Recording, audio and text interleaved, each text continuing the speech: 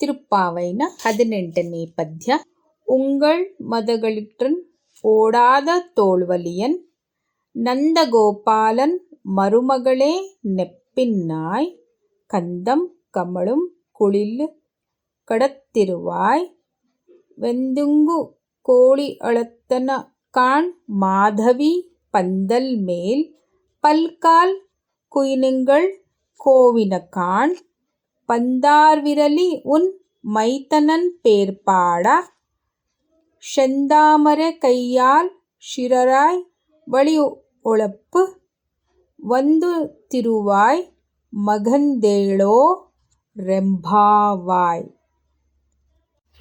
ತಿರುಪ್ಪಾವೈನ 18ನೇ ಪದ್ಯದ ತಾತ್ಪರ್ಯದಲ್ಲಿ ನೆಪ್ಪಿನ್ನೆ ಅಥವಾ ನೀಳಾದೇವಿಯನ್ನು ಎಚ್ಚರಗೊಳಿಸುತ್ತಿರುವ ಪದ್ಯ. ಈ ಪದ್ಯದ ತಾತ್ಪರ್ಯದಲ್ಲಿ ಮದ ಗಜದಂತೆ ಬಲಶಾಲಿಯೂ ಶತ್ರುಗಳನ್ನು ಕಂಡು ಹಿಮ್ಮೆಟ್ಟದಂತೆ ಬಾಹುಬಲಿಯುಳ್ಳವೂ ಆದ ನಂದಗೋಪಾಲನಿಗೆ ಸೊಸೆಯಾದ ನೀಳಾದೇವಿಯೇ ಸುಹಾಸನೀಭರಿತ ಕೇಶರಾಶಿ ಉಳ್ಳವಳೆ ಎದ್ದು ಬಂದು ಬಾಗಿಲು ತೆಗಿ. ಆಗಲೇ ಎಲ್ಲ ಕಡೆ ಕೋಳಿಗಳು ಬಂದು ಕೂಗಿದವು. ಮಾಧವಿ ಲತೆಯ ಚಪ್ಪರದ ಮೇಲೆ ಕೋಗಿಲೆ ಗುಂಪು ಕುಳಿತು ಧ್ವನಿ ಮಾಡುತ್ತಿದೆ. ಬೆಟ್ಟಗಳಿಂದ ಚೆಂಡು ಆಡುವ ಸಲುವಾಗಿ ಹಿಡಿದಿರುವವಳೆ, ನಿನ್ನೆಡೆಗೆ ನಾವು ಸೇರಿ ನಿನ್ನ ಪತಿಯನ್ನು ಸ್ತುತಿಸಿ ಹಾಡುವ ಸಲುವಾಗಿ ಬಂದಿರುವೆವು. ಕಮಲ ಸದೃಶವಾದ ನಿನ್ನ ಕೈಗಳಲ್ಲಿ ನೀನು ತೊಟ್ಟಿರುವ ಬಳೆಗಳ ಸದ್ದು ಮಾಡುತ್ತಾ ಬಂದು ಬಾಗಿಲು ತೆಗಿ ಅಂತ ಮೇಲ್ನೋಟದ ಅರ್ಥದಲ್ಲಿ ಗೋದಾದೇವಿ ಹೇಳ್ತಾ ಇದ್ದಾಳೆ. ಆದರೆ ಈ 18ನೇ ಪದ್ಯದಲ್ಲಿ ಸುಮಾರು ಒಳ ಅರ್ಥಗಳು ಸೇರಿಕೊಂಡಿದೆ. ಮೊದಲನೇ ಒಂದು ವಿಷಯ ಅಂದರೆ ಭಗವದ್ಗೀತೆಯಲ್ಲಿ ಹೇಗೆ 18 ಅಧ್ಯಾಯ ಇತ್ತೋ ಹಾಗೆ ಇದು 18ನೇ ಪದ್ಯಕ್ಕೆ ಬಂದಿದೆ. ಸೊ 18ನೇ ಪದ್ಯದಲ್ಲಿ ನಾವು ಯಾರನ್ನು ಮೀಟ್ ಮಾಡ್ತಾ ಇದ್ದೀವಿ ಅಂತ ಅಂದ್ಕೊಂಡ್ರೆ ನಾವು ಭಗವತಿನ ಮೀಟ್ ಮಾಡ್ತಾ ಇದ್ದೀವಿ. ಸೊ ಈ ಭಗವತಿ ಎಲ್ಲಿದ್ದಾಳೆ ಹೇಳಿ? ಒಂದು ಸತಿ ನಿಮ್ಮ ಕಣ್ಣು ಮುಂದೆ ಒಂದು ಪಿಕ್ಚರ್ ಬರಬೇಕು. ನಾವು ಭಗವಂತನ ವೆಂಕಟೇಶ್ವರನ ಪಿಕ್ಚರ್ ನೋಡ್ತೀವಿ, ಅಂದರೆ ತಿರುಪತಿಯಲ್ಲಿರುವಂಥ ಒಂದು ಪಿಕ್ಚರ್ನೆಲ್ಲ ನೋಡ್ತೀವಿ. ಅದರಲ್ಲೆಲ್ಲ ಭಗವತಿ ಎಲ್ಲಿರ್ತಾಳೆ ಹೇಳಿ? ಆ ಹೃದಯದ ಭಾಗದಲ್ಲಿ ತಾನೇ. ಭಗವಂತನ ಹೃದಯ ಭಾಗದಲ್ಲಿ ಯಾರಿದ್ದಾರೆ? ಭಗವತಿ ಇದ್ದಾಳೆ. ಸೊ ಇವಾಗ ನಾವು ಯಾರ ದರ್ಶನ ಪಡ್ಕೊಳಕ್ಕೆ ಹೋಗಿದ್ದೀವಿ? ಭಗವಂತನ ದರ್ಶನ ಪಡೆಯಕ್ಕೆ ಹೋಗಿದ್ದೀವಿ. ಆದರೆ ನಾವು ಯಾರನ್ನು ಎಬ್ಬಿಸ್ತಾ ಇದ್ದೀವಿ? ಭಗವತಿನ ಎಬ್ಬಿಸ್ತಾ ಇದ್ದೀವಿ. ಭಗವತಿ ಎಲ್ಲಿದ್ದಾಳೆ? ಭಗವಂತನ ಹೃದಯದಲ್ಲಿದ್ದಾಳೆ. ಭಗವಂತನ ಹೃದಯದಲ್ಲಿರುವ ಭಗವತಿ ಅನ್ನುವ ಅರ್ಥ ಏನು ಗೊತ್ತಾ? ದಯೆ, ಕಾರುಣ್ಯ, ಮಮಕಾರ, ಪ್ರೀತಿ ಎಲ್ಲವೂ ನಾವು ನಮ್ಮ ಹೃದಯದಲ್ಲಿ ತುಂಬಿಕೊಂಡಿರ್ತೀವಿ ಅಂತ ಹೇಳ್ತೀವಿ. ಯಾರಾದರೂ ಏನಾದರೂ ಮಾತಾಡ್ತಿದ್ರು ನಾವು ಹೇಗೆ ಹೇಳ್ತೀವಿ? ಅವರು ಹೃದಯದಿಂದ ಮಾತಾಡ್ತಾ ಇದ್ದಾರೆ, ಹೃದಯದಿಂದ ಆಶೀರ್ವಾದ ಮಾಡ್ತಾ ಇದ್ದಾರೆ. ಅಂಥ ಒಂದು ವಿಷಯವನ್ನು ಅವಳು ಇಲ್ಲಿ ಹೇಳ್ತಾ ಹೋಗ್ತಾ ಇದ್ದಾಳೆ. ಭಗವಂತ ಎದ್ದರೆ ಒಳಗಿರುವ ಭಗವತಿಯೂ ಹೇಳ್ತಾಳೆ. ಅಂದರೆ ನಮ್ಮೊಳಗಡೆ ಅಷ್ಟು ಸತ್ವಗುಣಗಳು ಮೇಲ್ ಬರುತ್ತೆ ಅಂತಲೂ ಹೇಳ್ತಾ ಹೋಗ್ತಾಳೆ. ಮತ್ತು ಇದರಲ್ಲೂ ಅದೇ ಅರ್ಥ ಬರುತ್ತೆ. ಬ್ರಾಹ್ಮಿ ಮುಹೂರ್ತದಲ್ಲಿ ಎಲ್ಲರೂ ಎದ್ದಿದ್ದಾರೆ, ನಾವು ಹೇಳಬೇಕು ಅನ್ನೋ ವಿಷಯವನ್ನು ಹೇಳ್ತಾಳೆ. ಅವಳ ಭಗವಂತ ಎಷ್ಟು ಪರಾಕ್ರಮಿ, ಶಕ್ತಿಶಾಲಿ ಅನ್ನೋದನ್ನು ಹೇಳ್ತಾಳೆ. ಹಾಗೆ ಈ ಒಂದು ಪದ್ಯದಲ್ಲಿ ಇನ್ನೊಂದು ಸಹ ಮೆನ್ಷನ್ ಮಾಡಿದ್ದಾರೆ. ಶ್ರೀ ರಾಮಾನುಜಾಚಾರ್ಯರ ಬಗ್ಗೆ ಒಂದು ಮೆನ್ಷನ್ ಮಾಡಿದ್ದಾರೆ. ರಾಮಾನುಜಾಚಾರ್ಯರು ಕೊಳಕ್ಕೆ ಸ್ನಾನ ಮಾಡಿ ನಂತರ ತಿರುಪ್ಪಾವೆನ ಹೇಳ್ತಾ ಇದ್ರಂತೆ. ರಾಮಾನುಜಾರರಿಗೆ ತಿರುಪ್ಪಾವೈ ಜೀವಿಯರ್ ಅಂತಲೂ ಹೇಳ್ತಾರೆ. ಯಾಕಂದರೆ ಅವರು ಅಷ್ಟು ತಿರುಪ್ಪಾವೆಯನ್ನು ತುಂಬ ಇಷ್ಟಪಡ್ತಾ ಇದ್ರು ಅಂಥೇಳಿ ಯಾವಾಗಲೂ ಅವರು ತಿರುಪ್ಪಾವೆಯನ್ನು ಹೇಳಿಕೊಂಡು ಸ್ನಾನ ಮಾಡ್ಕೊಂಡು ಬರ್ತಾ ಇದ್ರಂತೆ. ಅವ್ರು ಬರ್ತಾ ಇರಬೇಕಾದ್ರೆ ಅವರ ಮಾರ್ಗದಲ್ಲೇ ಗುರುಗಳಾದ ಅವರ ಪೆರಿಯ ನಂಬಿಯಾರ್ ಮನೆಯೂ ಇತ್ತು. ರಾಮಾನುಜರು ಸಾಮಾನ್ಯವಾಗಿ ಅವ್ರ ಮನೆಗೆ ಹೋಗಿ ಅವ್ರನ್ನ ಸಂದರ್ಶಿಸಿ ಬರ್ತಿದ್ರು. ಒಂದು ದಿನ ಇವರು ಪೆರಿಯ ನಂಬಿ ಅವರ ಮನೆ ಬಳಿ ಬಾಗಿಲಲ್ಲಿ ನಿಂತಾಗ ಈ 18ನೇ ಪದ್ಯದಲ್ಲಿ ಏನು ಹೇಳಿದ್ದಾರೆ? ಶೀರಾರ್ ವಳಿಯೊಳಪ್ಪು ಒಂದು ತಿರುವಾಯ್, ಅಂದರೆ ಒಂದು ಚೆಂಡು ಇತ್ತಂತೆ ಅವಳ ಹತ್ರ. ಆ ಚೆಂಡನ್ನು ಅವಳು ಆಟಾಡಿ ಇಟ್ಕೊಂಡಿದ್ಲು ಅನ್ನೋ ಭಾವದಲ್ಲಿ ಹೇಳ್ತಾಳೆ. ಸೊ ಇವ್ರ ಮನೆಗೆ ಹೋದಾಗ ಒಬ್ಬಳು ಕನ್ಯೆ ಆಟ ಆಡಿಕೊಂಡು ಚೆಂಡನ್ನು ಹಿಡ್ಕೊಂಡು ಬಂದು ಬಾಗಿಲು ತೆಗೆದಾಗ ರಾಮಾನುಜರು ತಾವು ಹೇಳುತ್ತಿದ್ದ ಪಾಶುರದ ಭಾವದಲ್ಲಿ ತಲ್ಲೀನರಾಗಿದ್ದು ಆ ಕನ್ಯೆಯನ್ನು ಕಂಡು ನಪ್ಪಿನ್ನೆಯನ್ನು ಕಂಡಂತೆ ಭಾವಪರುಷರಾಗಿ ಕೆಳಗೆ ಬಗ್ಗಿ ಆ ಹುಡುಗಿಗೆ ನಮಸ್ಕಾರ ಮಾಡಿದ್ರಂತೆ. ಅಂದರೆ ಯದ್ ಭಾವಂ ತದ್ಭವತಿ. ನಮ್ಮ ಹೃದಯದೊಳಗಡೆ ಏನು ನಡೀತಾ ಇರುತ್ತೆ ಅದೇ ಚಿತ್ರಣ ನಮ್ಮ ಮುಂದೆ ಬರುತ್ತೆ. ಅದಕ್ಕೆ ಇವಾಗೆಲ್ಲ ಸಿಂಪಲ್ಲಾಗಿ ಏನು ಹೇಳ್ತೀವಿ ಹೇಳಿ, ನಮ್ಮ ಥಾಟ್ಸ್ನ ಕ್ಲಿಯರಾಗಿ ಇಟ್ಕೋಬೇಕು. ನಮ್ಮ ಥಾಟ್ಸಲ್ಲಿ ಯಾವಾಗಲೂ ಪಾಸಿಟಿವ್ ಥಾಟ್ಸೇ ಇಟ್ಕೋಬೇಕು.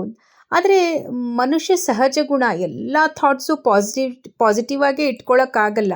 ಕೆಲವು ಥಾಟ್ಸು ನಮಗೆ ಬೇಗ ಬೇಗ ನೆಗೆಟಿವು ಬಂದ್ಬಿಡುತ್ತೆ. ಆದರೆ ಯಾವುದನ್ನು ನಾವು ಎತ್ತರಿಸ್ಬೇಕು ಅಂದರೆ ಯಾವುದನ್ನು ಫಾಲೋ ಮಾಡಬೇಕು ಅನ್ನೋದು ಸಹ ನಮಗೆ ಒಂದು ಜ್ಞಾನ ಸಿಕ್ಬಿಟ್ರೆ ಖಂಡಿತ ನಾವು ಆ ಕ್ಷಣ ಬದುಕ್ತೀವಿ. ಆ ಕ್ಷಣ ಹೇಗೆ ರಾಮಾನುಜರಿಗೆ ಆ ಮಗು ನೆಪ್ಪಿನ್ನೇ ಥರ ಕಂಡ್ಲೋ ಹಾಗೆ ನಾವು ಸಹ ಯದ್ಭಾವಂ ತದ್ಭವತಿ ಥರ ನಮಗೇನು ಬೇಕು ಅದನ್ನು ಆರಾಮಾಗಿ ಮ್ಯಾನಿಫೆಸ್ಟ್ ಮಾಡ್ಕೋಬಹುದು ಅಂಥೇಳಿ ಆಗಿನ ಕಾಲದಲ್ಲೇ ಗೋದಾದೇವಿ ನಮಗೆ ಹೇಳಿದಾಳೆ. ಈ ತಿರುಪ್ಪಾವೈ ನನ್ನ ಹೃದಯಕ್ಕೆ ಭಾಳ ಹತ್ತಿರ ಯಾಕಾಗುತ್ತೆ ಅಂದರೆ ನನಗೊಂದು ಆಶ್ಚರ್ಯ ಆಗುತ್ತೆ. ಅವಾಗಿಂದನೂ ಇದೇ ಎಲ್ಲರೂ ಹೇಳ್ಕೊಂಡು ಬರ್ತಾ ಇದ್ದಾರೆ. ಆದರೆ ನಮಗೆ ನಮ್ಮ ಆಚಾರ್ಯರು ಏನು ಹೇಳಿದ್ದಾರೆ ಅದರದ್ದು ಕಡೆ ಕೆಲವೊಮ್ಮೆ ಗಮನ ಹೋಗಲ್ಲ. ಈಗಿನ ಕಾಲದಲ್ಲಿ ಯಾರೋ ಅಮೇರಿಕಾಯಿಂದನೋ ಇಂಗ್ಲೀಷಲ್ಲೋ ಏನೋ ಹೇಳಿದಾಗ ನಮಗೆ ಅದು ನಮ್ಮ ಹೃದಯಕ್ಕೆ ಭಾಳ ಹತ್ತಿರ ಆಗುತ್ತೆ. ಎನಿಹೌ ಯಾವುದೇ ಥರದಲ್ಲಾದ್ರೂ ನಮ್ಮ ಥಾಟ್ಸಲ್ಲಿ ಒಂದು ಪಾಸಿಟಿವಿಟಿ ಬಂದರೆ ಭಾಳ ಸಂತೋಷ. ಆದರೆ ನಮಗೆ ಹೆಮ್ಮೆ ಪಡುವಂಥ ಒಂದು ಸಂಸ್ಕಾರ ನಮ್ಮ ಹತ್ರ ಇದೆ. ಗೋದಾದೇವಿ ಭೂಮಿಯಲ್ಲಿ ಹುಟ್ಟಿ ಅವಾಗಿಂದ ನಮ್ಗೆ ಇದನ್ನು ಹೇಳ್ಕೊಂಡು ಬಂದಿದ್ದಾಳೆ. ಈ ಥರ ವ್ರತ ಮಾಡಬೇಕು, ನಾವು ಈ ಥರ ಸಿಸ್ಟಮ್ ಆಗಿರಬೇಕು, ನಮ್ಮ ಹ್ಯಾಬಿಟ್ಸ್ ಕ್ಲಿಯರ್ ಆಗಿರಬೇಕು, ನಾವು ಏನು ತಿಂತಾ ಇದ್ದೀವಿ, ಏನು ಮಾಡ್ತಾ ಇದ್ದೀವಿ, ಏನು ಮನಸ್ಸಲ್ಲಿ ಯೋಚನೆ ಮಾಡ್ತಾ ಇದ್ದೀವಿ. ಮೊದಲನೇ ಪದ್ಯದಲ್ಲೇ ಅವಳು ಹೇಳಿದಾಳೆ ಭೋಗವಸ್ತುಗಳು ಬೇಡ, ಹಾಗೆ ಹಾಲು ತುಪ್ಪ ಬೆಣ್ಣೆ ಏನಿದೆ ಅದನ್ನೆಲ್ಲ ಭಗವಂತನಿಗೆ ಅರ್ಪಿಸ್ಬಿಟ್ಟು ನಾವು ಪ್ರಸಾದ ಅಂತ ಸ್ವೀಕರಿಸಿದಾಗ ಖಂಡಿತ ನಮ್ಮ ದೇಹದಲ್ಲಿ ಪಾಸಿಟಿವ್ ಶೆಲ್ಸೇ ಇರುತ್ತೆ ಅನ್ನೋದು ನಂಬಲೇಬೇಕಾದಂಥ ವಿಷಯ. ಮೇಲ್ನೋಟಕ್ಕೆ ಒಂದು 4 ಲೈನಿನ ಇದಕ್ಕೆ ಪಾಶುರ ಅಂತ ಕರೀತಾರೆ. ಈ 4 ಲೈನಿನ ಪದ್ಯದಲ್ಲಿ ಎಷ್ಟು ಸಾಧ್ಯವೋ ಅಷ್ಟು ವಿಷಯಗಳನ್ನು ಅವಳು ತುಂಬಿದ್ದಾಳೆ. ನಮಗೆ ಅದನ್ನು ಬಿಡಿಸಿ ಓದುವಂಥ ಒಂದು ಪೇಷನ್ಸ್ ಅಂತಲೂ ಹೇಳ್ಬೋದು, ಅಥವಾ ಒಂದು ಶ್ರದ್ಧೆ ಬೇಕು. ಆ ಶ್ರದ್ಧೆ ನಮ್ಮಲ್ಲಿ ಬಂತು ಅಂತಂದರೆ ಪ್ರತಿಯೊಂದು ಸೆಂಟೆನ್ಸು, ಪ್ರತಿಯೊಂದು ವರ್ಡು, ಪ್ರತಿಯೊಂದು ವಿಷಯವೂ ನಮಗೆ ಬಹಳ ಸುಂದರವಾಗಿ ಅರ್ಥ ಆಗ್ತಾ ಹೋಗುತ್ತೆ. ಈ ಪದ್ಯದಲ್ಲಿ ಅವಳು ಹೇಳಿ ಬಯಸ್ತಾ ಇರೋದೇ ಇಂಥ ವಿಷಯಗಳು. ಹಾಗೆ ಇನ್ನೂ ಒಂದು ತುಂಬ ಒಂದು ಅದ್ಭುತವಾದ ವಿಷಯ ಇದರಲ್ಲಿ ಅವಳು ಏನು ಹೇಳ್ತಾ ಇದ್ದಾಳೆ ಅಂತಂದರೆ, ಅವಳಿಗೆ ಬಹಳ ಉದ್ದ ಜಡೆ ಇದೆ. ಅವಳ ಜಡೆಯಲ್ಲಿ ಒಂದು ಸುಂದರವಾದ ಮಲ್ಲಿಗೆ ದಿಂಡು, ಒಂಥರ ಹೂವಿದೆ, ದಿಂಡಿದೆ, ಮತ್ತು ಕೈಗಳಲ್ಲಿ ಬಳೆ ಶಬ್ದಗಳು. ಇದೆಲ್ಲ ನೋಡಿ ನಮ್ಮ ಹೆಣ್ಮಕ್ಳಿಗೆ ಲಕ್ಷಣ ಅಂತ ಹೇಳಿ ನಾವು ಬಳೆಗಳನ್ನು ಹಾಕ್ಕೊಳ್ತೀವಿ, ಅಲಂಕಾರಗಳನ್ನು ಮಾಡ್ಕೊಳ್ತೀವಿ. ಹೆಣ್ಮಕ್ಳಿಗೆ ಎಲ್ಲ ಅಲಂಕಾರಗಳಿದೆ. ಅವಳು ಅಲಂಕಾರ ಭೂಷಿತೆಯಾಗಿ, ಲಕ್ಷ್ಮೀ ಶೋಭಾನೇಲೂ ಅಷ್ಟೇ, ಆ ಭಗವತಿ ಅಲಂಕಾರ ಮಾಡಿಕೊಂಡು ಆ ಹಂಸ ನಡಿಗೆಯಲ್ಲಿ ಬರ್ತಾ ಇದ್ದರೆ ಆ 2 ಕಣ್ಣು ಸಾಲಲ್ಲ ನೋಡೋಕ್ಕೆ ಅನ್ನೋ ಥರ ಲಕ್ಷ್ಮೀ ಶೋಭಾನೇನಲ್ಲೂ ಸಹ ವರ್ಣಿಸಿದ್ದಾರೆ ಅವಳ ಬಗ್ಗೆ. ಹಾಗೆ ನಾವು ಹಾಕ್ಕೊಳ್ಳೋ ಪ್ರತಿಯೊಂದು ಆಭರಣಕ್ಕೂ ಸೈಂಟಿಫಿಕ್ ಮೀನಿಂಗ್ ಇದೆ. ಈಗಿನ ಕಾಲದಲ್ಲಿ ನಾವು ಯಾವುದೂ ಬೇಡ, ತುಂಬ ಸಿಂಪಲ್ಲಾಗಿರೋಣ ಅಂತ ಇರೋರು ಜನರು ಇದ್ದಾರೆ. ಬಟ್ ಎಲ್ಲ ಹಾಕ್ಕೊಂಡು ಆ ಥರ ಎಲ್ಲ ಅಲಂಕಾರ ಮಾಡ್ಕೊಳ್ಳೋ ಹೆಣ್ಮಕ್ಳು ಇದ್ದಾರೆ. ಆದರೆ ಪ್ರತಿಯೊಂದು ವಿಷಯಕ್ಕೂ ಅದರದ್ದೇ ಆದ ಒಂದು ಸಿಗ್ನಿಫಿಕೆನ್ಸ್ ಇದೆ ಅಂತ ಗೋದಾದೇವಿ ಇಲ್ಲಿ ಸಹ ತಿಳಿಸ್ತಾ ಹೋಗ್ತಾ ಇದ್ದಾಳೆ. ಇದಕ್ಕೆ ಒಂದು ಸಣ್ಣ ಎಕ್ಸಾಂಪಲ್ ಕೊಡ್ತೀನಿ. ಒಂದು ಸತಿ ಒಂದು ಹೆಣ್ಮಗು ಗರ್ಭಿಣಿಯಾಗಿದ್ಲು. ಅವಳು ಡಾಕ್ಟ್ರ್ ಹತ್ರ ರೆಗ್ಯುಲರ್ ಆಗಿ ಚೆಕಪ್ಗೆ ಹೋಗ್ತಾ ಇದ್ಲು. ಮಗು ಅಲ್ಲಾಡ್ತಾನೆ ಇರಲಿಲ್ಲ. 6 ತಿಂಗಳು ಮಗು ಆಗಿತ್ತದು, ಹೊಟ್ಟೆನಲ್ಲಿ ಇತ್ತು 6 ತಿಂಗಳ ಮಗು. ಆದರೆ ಅದು 6 ತಿಂಗಳಿಗೆ ತುಂಬ ಮೂಮೆಂಟ್ ಮಾಡಬೇಕಿತ್ತು.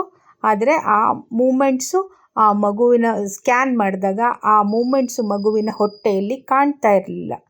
ಆಗ ಡಾಕ್ಟ್ರ್ ಅವಳಿಗೊಂದು ಸಜೆಷನ್ ಮಾಡಿದರು, ನೀನು ಒಂದು ತಟ್ಟೆ ಮತ್ತು ಒಂದು ಸ್ಪೂನ್ ತೊಗೊಂಡು ಢಣ್ ಢಣ್ ಢಣ್ ಅಂತ ಬಾರಿಸ್ತಾ ಇರು, ಕೈ ತುಂಬ ಬಳೆ ಹಾಕೋ. ಆ ಬಳೆ ಶಬ್ದಕ್ಕೆ ಆವಾಗ ಆ ಬಳೆ ಏನಕ್ಕೆ ನಮ್ಗೆ 6ನೇ ತಿಂಗಳಲ್ಲಿ ನಮಗೆ ಶ್ರೀಮಂತನ ಅಂತ ಮಾಡ್ತಾರೆ. ಆವಾಗ ಕೈ ತುಂಬ ಬಳೆ ಹಾಕ್ತಾರೆ ಆ ಗರ್ಭಿಣಿ ಹೆಣ್ಮಗಳಿಗೆ. ಯಾಕೆ ಗೊತ್ತಾ? ಹೊಟ್ಟೆಲಿರೋ ಮಗುಗೆ ಆಗಲೇ ಸೆನ್ಸಸ್ ಎಲ್ಲ ಡೆವಲಪ್ ಆಗ್ತಾ ಇರುತ್ತೆ. ಆ ಮಗು ಆ ಬಳೆ ಶಬ್ದಗಳು ಆ ಹೊಟ್ಟೆ ಹತ್ರ ಬಂದಾಗ ಆ ಮಗುಗನ್ಸುತ್ತೆ, ಓ ನನ್ನಮ್ಮ ಇದ್ದಾಳೆ ನನ್ನ ಜೊತೆ ಅನ್ನೋ ಭಾವ ಬರುತ್ತೆ ಅಂತ. ಎಷ್ಟು ಚೆನ್ನಾಗಿದೆ ನೋಡಿ. ಸೊ ಪ್ರತಿಯೊಂದು ವಿಷಯವನ್ನು ಇದರಲ್ಲಿ ತುಂಬ್ತಾ ಇದ್ದಾಳೆ. ಪ್ರತಿಯೊಂದು ಸಣ್ಣ ಸಣ್ಣ ಡೀಟೇಲು, ಮನುಷ್ಯ ಹೇಗಿರಬೇಕು, ಹೇಗಿರ್ಬೋದು, ಏನು ಮಾಡ್ಬೋದು ಅನ್ನೋದನ್ನು ಹೇಳ್ತಾ ಹೋಗ್ತಾಳೆ. ಭಗವಂತನನ್ನು ಸೇವಿಸಲು ಆಚಾರ್ಯರನ್ನು ಆಶ್ರಯಿಸಿ ಹೋಗಬೇಕಾದುದು ಕ್ರಮ. ಭಗವಂತನು ಪತಿಭೂತೆ ಷಂಡನ್ನು ಕೈಯಲ್ಲಿ ಹಿಡಿದೇ ಶ್ರೀಕೃಷ್ಣ ಭೋಗದಲ್ಲಿ ಇರುವವಳು ಎಂಬುದು ಮೇಲಿನ ಅರ್ಥ. ಒಳ ಅರ್ಥದಲ್ಲಿ ಚಂಡು ಎಂದರೆ ಆಚಾರ್ಯರನ್ನು ಆಶ್ರಯಿಸಿದ ಜೀವಾತ್ಮ. ಸಂಸಾರವೆಂಬ ಅಂಗಳದಲ್ಲಿ ಸಿಕ್ಕ ನೀಚರ ಕಾಲಿಗೆ ಒದೆತಕ್ಕೆ ಸಿಕ್ಕಿ ದಿಕ್ಕು ಕಾಣವಿಲ್ಲದೆ ಅಲಿಯುತ್ತಿರುವ ಕ್ರೀಡಾ ಸಾಮಗ್ರಿ. ಅದು ವಿರೂಪವೂ ವಿಕೃತವೂ ಆಗಿದೆ. ಆಚಾರ್ಯರು ಅದನ್ನು ಭಗವಂತನಿಗೆ ಅರ್ಪಿಸಲು ಕೈಯಲ್ಲಿ ಹಿಡಿದಿದ್ದಾರೆ. ಭಗವಂತನಿಗೆ ಇನ್ನೂ ಕ್ರೀಡೋಪಕರಣ ಆದದ್ದು ಸಾಕು ಎನ್ನುತ್ತಾರೆ. ಸ್ವೀಕರಿಸುವ ಮುಕ್ತಿಯನ್ನು ಬೇಡುತ್ತಾರೆ. Don't become a football of others thoughts ಅಂತ. ಅದರ ಅರ್ಥ, ನಾವು ಯಾರ್ಯಾರ್ದೋ ಆಲೋಚನೆಗಳನ್ನು ಮಾಡಿ ನಮ್ಮ ಜೀವನವನ್ನು ಕಳೀತಾ ಇರ್ತೀವಿ. ಆದರೆ ಭಗವಂತನಿಗೆ ನಮ್ಮನ್ನು ಅರ್ಪಿಸ್ಕೊಂಡಾಗ ಆ ಭಗವಂತ ನಮ್ಮನ್ನು ಉದ್ಧರಿಸ್ತಾನೆ. ಕೆಂದಾವರೆಯಂಥ ಕೈ ಎಂದರೆ ಉಪದೇಶದ ಮುದ್ರ, ಹಿಡಿದ ಭಾಗ್ಯಹಸ್ತ. ಝಣಝಣಿಸುವ ಬಳೆಗಳನ್ನು ಧರಿಸಿ ಕೈ ಎಂದರೆ ಹೆದರಬೇಡ, ನಾನಿದ್ದೇನೆ, ಭಗವಂತನ ಕೋಪವನ್ನು ಮಣಿಸಿ ನಿನ್ನನ್ನು ರಕ್ಷಿಸುತ್ತೇನೆ ಎಂಬ ಅಭಿಯೋಕ್ತಿಯನ್ನು ಅನುಗ್ರಹಿಸುತ್ತಿರುವ ಕೈ ಎಂದರ್ಥ. ಈ ಭಗವತಿಯ ಕೈ ನಮಗೆ ಒಂದು ಅಭಯಹಸ್ತ, ಮಂತ್ರಾರ್ಥ ಬಾಗಿಲನ್ನು ತೆರೆಯುವ ಕೈ ಇದು. ಕೈ ಮಾತನಾಡುವ ಮರ್ಮ ಇಲ್ಲಿದೆ. ಆಚಾರ್ಯರು ಮಾತನಾಡುವುದು ಬೇಡ, ಅವರ ಅಭಯಹಸ್ತ ಮಾತಾಡಿದರೆ ಸಾಕು ಅಂತ ಹೇಳ್ತಾ ಇದ್ದಾಳೆ. ಅಂದರೆ ಆ ಭಗವಂತ, ಆ ಭಗವತಿ ನಮಗೆ ಅವಳ ಅನುಗ್ರಹ ನಮ್ಮ ಮೇಲೆ ಮಾಡಿದರೆ ಖಂಡಿತ ಭಗವಂತ ಬಂದು ನಮ್ಮನ್ನು ಉದ್ಧರಿಸ್ತಾನೆ ಅಂತ ಹೇಳ್ತಾ ಇದ್ದಾಳೆ. ಈ ತಿರುಪ್ಪಾವೆಯನ್ನು ವ್ರತವನ್ನು ಮಾಡಿದರೆ ಸಾಕು ಅಂತ ಹೇಳ್ತಾ ಈ ಪದ್ಯದ ತಾತ್ಪರ್ಯವನ್ನು ಮುಗಿಸ್ತಾ ಇದ್ದೀನಿ. ರಾಧೆ ರಾಧೆ. ಜೈ ಶ್ರೀಮನ್ನಾರಾಯಣ. ಆಂಡಾಳ್ ತಿರುವಳಿಗಡೆ ಶರಣಂ.